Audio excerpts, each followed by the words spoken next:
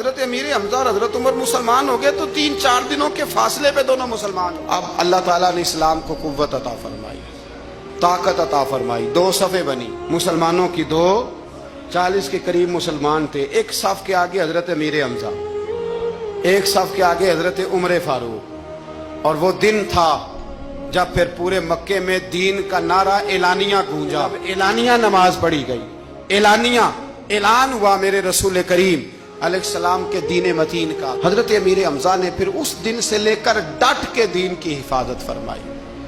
کئی لشکروں کا حضور نے انہیں امیر بنا کے روانہ کیا، ہر جگہ وہ ڈٹ کے گئے، ڈٹ کے پہنچے، ڈٹ کے اعلان فرمایا۔ پھر میدان احد کا مارکہ آ گیا، حضرت امیر حمزہ کی شہادت کا وقت آ گیا۔ وحشی کہتا ہے کہ مجھے کفار نے تیار کیا کہ حضرت حمزہ کو شہید کرنا ہے، میرا ٹارگٹ تھا۔ ایک حربہ ہوتا تھا دور سے، سمجھ لیں نیزہ، وہ دور سے کھڑے رہ کے یوں پھینکتے تھے تو سامنے والے کے وجود میں پیوست ہو جاتا۔ ویسے تو کسی میں جرت نہیں تھی حضرت امیر حمزہ کے سامنے آنے کی، تو وحشی کہتا ہے میں پہاڑ کے پیچھے چھپ کے انتظار کرنے لگا کہ حضرت امیر حمزہ رضی اللہ تعالیٰ عنہ، حضرت امیر حمزہ رضی اللہ تعالیٰ عنہ کہیں مجھے نظر آئیں تو میں ان پر وار کروں۔ کہتے ہیں کہ میں چھپ کے انتظار کر رہا تھا، اچانک حضرت امیر حمزہ بڑی دلیری سے لڑ رہے تھے، گاجر مولی کی طرح کفار کو کاٹ رہے تھے، وہ میرے سامنے آئے تو میں نے پیچھے سے نیزہ مارا۔ اللہ اکبر، کہتے ہیں اللہ رسول کے شیر کے وجود میں نیزہ پیوست ہو گیا، لیکن ایک دفعہ وہ گرنے کے بعد دوبارہ اٹھے، زخم گہرا تھا، توانائی نہ ہو سکی تو پھر گر گئے۔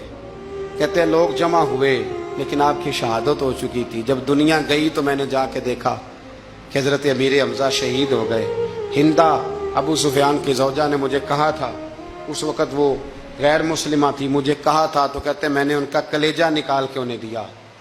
پھر وہ آئی اور آ کر کے اس نے حضرت امیر حمزہ کا ناک کاٹا، ہونٹ کاٹے، آنکھیں نکالی، کان کاٹ دیے۔ امیر حمزہ کو شہید کر دیا گیا۔ حضور تشریف لائے تو بڑا ہی روئے، آنکھوں میں آنسو ہیں، شدید پریشانی ہے۔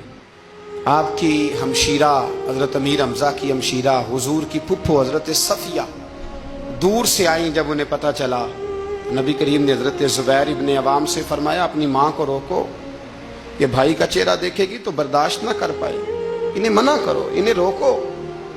حضرت صفیہ کو جب کہا گیا تو وہ کہنے لگی اور بھی کئی باتیں ملتی ہیں تاریخ میں، لیکن فرمانے لگی ایک بات یہ بھی ملتی ہے، کہنے لگی مجھے پتہ چل چکا ہے میرے بھائی کے ساتھ بڑا ظلم ہوا ہے، لیکن میں نے رب کریم سے صبر کی توفیق مانگی ہے، اللہ مجھے توفیق دے گا، میرے اوپر فضل کرے گا تو میں انشاءاللہ صبر کروں۔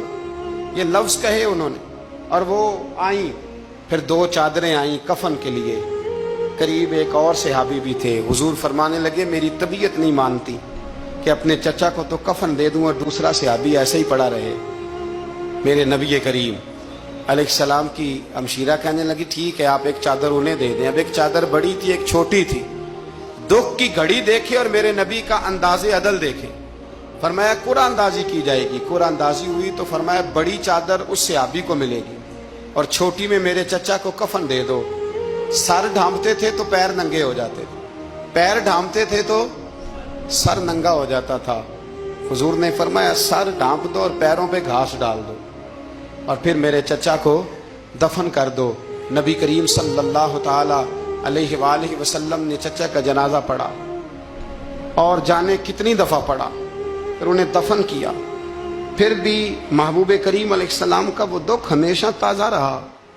واپس آ رہے تھے تو حضرت صدیق اکبر فرماتے ہیں کہ جب ہم مدینے پہنچے تو حضرت امیر حمزہ کی بیٹی جناب فاطمہ، ان کا بھی نام فاطمہ تھا، وہ آئیں اور کہنے لگی چچا میرے والد کہاں ہیں؟ تو کہتے ہیں میں رو پڑا، میں نے کہا حضور بتائیں گے۔ کہتے ہیں وہ نبی کریم کی بارگاہ میں گئیں اور عرض کرنے لگے یا رسول اللہ میرے والد کہاں ہیں؟ تو نبی کریم علیہ السلام نے بچی کے سر پہ ہاتھ رکھا، فرمایا بیٹے میں ہوں تیرا والد۔ بڑا اعزاز ہے، یہ بڑی شان ہے، پتر میں تیرا والد۔ پھر ہر سال حضور حضرت امیر حمزہ اور شہدائے احد کے مزاروں پہ جاتے، ہر سال۔